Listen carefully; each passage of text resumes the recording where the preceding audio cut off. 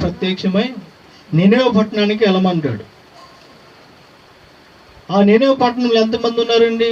120,000 మంది కంటే ఎక్కువ మంది కుడి ఎడమలు ఎరిగినటువంటి జనులు. వారు చేస్తున్నటువంటి ఆ యొక్క ప్రియుల పాపము, ఆ దోష, మరి ఆ క్రియలన్నీ దేవుని ప్రియుల సన్నిధికి చేరిని అంట. అప్పుడు దేవుడు సంతాపమునంది, ఇదిగో నేను మరి ఈ యొక్క నినేవే పట్టణములో చేస్తున్నటువంటి పాపములు ఇంకా నేను భరించజాలను, ఇదిగో ఇంకా 40 దినాల్లో ఆ పట్టణమును నేను నాశనము చేయడానికి ఉద్దేశించుకున్నాను అని చెప్పి దేవుడు ప్రియుల యోనాను ఇదిగో ఆ పట్టణానికి వెళ్ళి ఆ వార్తను తెలియజేయమంటాడు. దేవునికి స్తోత్రం. నినేవే పట్టణానికి వెళ్ళవలసిన వాడ ఎక్కకుండా తర్షీషు వెళ్ళేటువంటి వాడను ఎక్కేశాడు. అయితే దేవుని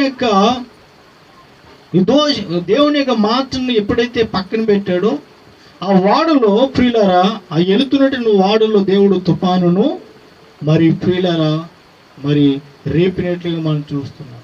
అలలు ఆ వాడను కొట్టినట్లుగా మనం చూస్తూ ఉన్నాం. అందరూ తమ తమ ప్రాణములు గట్టిగా పట్టుకుని తమ తమ దేవునికి ప్రార్థన చేస్తున్నట్టుగా చూస్తూ ఉన్నాం. అయితే ప్రియులరా, అందరూ ఎదుగో ప్రాణములు చేతులు పెట్టుకుని అందరూ తమ తమ దేవుని ప్రార్థన చేస్తూ వాడను మరి ప్రియులరా మరి చులకన చేస్తూ, అంటే ప్రియులరా తేలిగి చేయడానికి సామాన్లన్నీ లోపల పాడేస్తూ, ఎదుగో వారు ఎంతో ప్రయాసపడుతూ ఉంటుంటే ఇంత ప్రయాసలోని ప్రియులరా యోనా ఏం చేస్తాడంటే వాడు అడుగు భాగమునకు వెళ్ళి నిద్రపోతూ ఉంటే అప్పుడు యోడ నాయకుడు అంటున్నాడు, ఓయి నిద్రపోతే నీకేమొచ్చినది? ఇదిగో నీ లేచి నువ్వు దేవునికి ప్రార్థన చెయ్యి. దేవునికి స్తోత్రం. యోడ నాయకుడు ప్రియులరా ఎప్పుడైతే ఇదిగో యోనాతో ఆ మాట అన్నాడు, వెంటనే లేచి ప్రియులరా లేచి ఎదుగో ఉన్నాడు. ఏం చేయాలి? ప్రార్థన చేయాలి. ప్రార్థన చేసే సమయంలో నిద్రపోతూ ఉన్నాడు. ప్రియులారా, ఈరోజు చాలామంది దేవుని మాటను మరి పక్కన పెట్టి అవిధేయతలకు వెళ్ళిపోతూ ఎన్నో మరి ప్రియులారా తుఫాను వంటి ఎదుగో మరి అలల వంటి శ్రమల వంటి మరి ఇబ్బందులు వారి లైఫ్లో ఎన్నో వచ్చినా సరే నా లైఫ్ చాలా బాగుంది అనుకుని, దేవుని బిడ్డలు చాలా బాగుంది అనుకుని నిద్రపోయే స్థితిలో లేరా? దేవునికి స్తోత్రం. హల్లెలూయా. అందుకే వాక్యంలో ఒక మంచి మాట ఉంది, ఇదిగో ఒకని ప్రవక్తను తన దృష్టికి యథార్థముగా కనబడును కానీ తొదకు అది ఏంటంట మరణమునకు దారి తీయును. దేవునికి స్తోత్రం.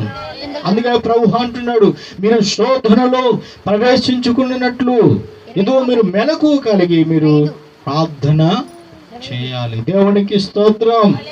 హల్లెలూయా.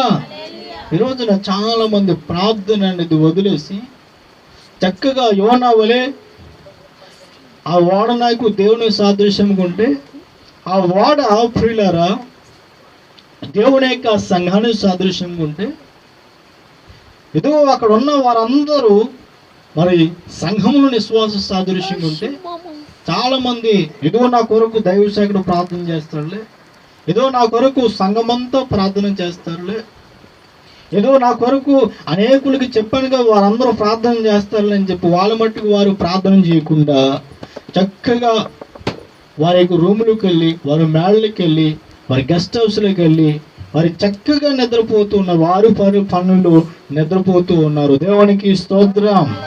హల్లెలూయా. ఎందుకో దేవుడు ఎత్తని బట్టి మనం నేర్పుతున్నదని ఎవరోని కోసం ప్రార్థన చేయడం కాదు, యోనా కోసము ప్రియులరా ఆ వాడలో ఉన్నటువంటి నావికుడు కానీ వాడలో ఉన్నటువంటి అధికారులు కానీ వాడలో ఉన్నటువంటి ఆ ప్రయాణికులు కానీ ప్రార్థన చేయడం కాదు, యోనా ప్రార్థన చేయాలి అక్కడ. దేవునికి స్తోత్రం. నువ్వు ఎప్పుడైతే నువ్వు ప్రార్థన చేస్తావో యోనా వలె ప్రియులరా ఎదుగో అక్కడ తుఫాను ఆగిపోద్ది, ఎదుగో అక్కడ ప్రియులరా అలలాగిపోతే ఆ ఉపద్రవాలు ఆగిపోతే ఎదుగో సముద్రం నెమ్మలవద్ది, ఎదుగో మరలాని ప్రయాణము చక్కగా చేసుకోవడానికి నీకు అవకాశం కలుగుద్ది. యోనా ప్రార్థన చేసి దేవుడు గొప్ప కార్యాలు అక్కడ చేశాడు. దేవునికి స్తోత్రం. నీ జీవితంలో ప్రియులరా నువ్వు ప్రార్థన చేయడం అలవాటు చేసుకున్నట్లయితే దేవుడు ఒక వాగ్దానం చేశాడు. ఆయన బట్టి మనకు కలిగిన ధైర్యం ఏదంటే, ఆయన నామమును మనము ఏది అడిగినను ఆయన మనకు అనుగ్రహించునన్నది ఇదే ధైర్యము. దేవునికి స్తోత్రం. మరి ఇంతటి ధైర్యం ఉన్నప్పుడు ప్రార్థన చేయాలి. దేవునికి స్తోత్రం.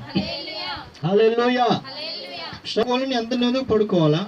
లేవాలంటే మరి ఇప్పుడు నీ అంతటి నువ్వుగా లేవాలి కదా. ఏమన్నా నీకు శరీరం శుభ్రం చేసుకోవాలి, నువ్వే శుభ్రం చేసుకోవాలి. నీ శరీరం ఏమి తినాలని నువ్వే తినాలి. నువ్వేమి చదువుకోవాలని నువ్వే చదువుకోవాలి. నువ్వేమి ఉద్యోగం చేయాలంటే నువ్వే చేయాలి. అన్నీ నీ మట్టుకు నువ్వే చేయాలని అనుకుంటున్నావు. నీకు తెలియకుండానే నువ్వు చేస్తూ ఉన్నావు. మరి ప్రార్థన కూడా ఎవరో చేయాలని ఎందుకోవాలి? నా ప్రార్థన నేనే చేసుకోవాలని అనుకోవాలి కదా. దేవునికి స్తోత్రం. హల్లెలూయా. అటువంటి ప్రార్థన ఆత్మను దేవుడు మీ అందరికీ అనుగ్రహించును గాక. దేవునికి స్తోత్రం. హల్లెలూయా.